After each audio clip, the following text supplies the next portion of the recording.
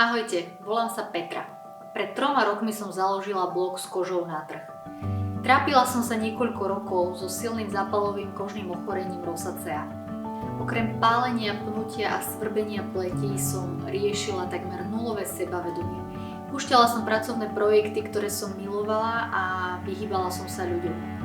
Tu niekde v tomto bode som to vzdala, ale na druhej strane som začala hľadať svoju vlastnú cestu.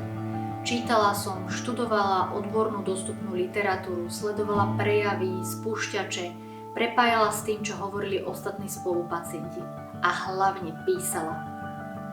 Rosacea je multifaktoriálne zápalové ochorenie, ktoré je chronické. Keďže sa objavuje hlavne na tvári, jeho dopad na životy pacientov sú okrem nízkeho sebavedomia aj ekonomické, sociálne. S takto podlomeným sebavedomím sa tak stávame ľahkou obeťou hoaxov, ale aj reklamy zameranej na dokonalosť. Napísala som knihu a tá je už napísaná pre všetkých, ktorí ju potrebujú.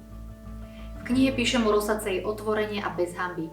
Píšem o jej mnohých podobách, ktoré robia náš život skutočne nekomfortným. Prečo liečba od lekára nezaberá, čo môžeme s tým urobiť, overené tipy, rády, ako efektívne zvládnuť rosaceu, tak, aby sa nevracala. Sama som toho dôkazom. Podporujem tému prvodiagnostiky u lekára, píšem smerom ku kozmetičkám, ktoré majú tiež mnoho v rukách. Ale hlavne ponúkam láskavú a zrozumiteľnú pomoc pre spolupacientov. K tomu, aby ste mohli túto knihu držať v rukách, potrebujeme vás. Potrebujeme vašu podporu.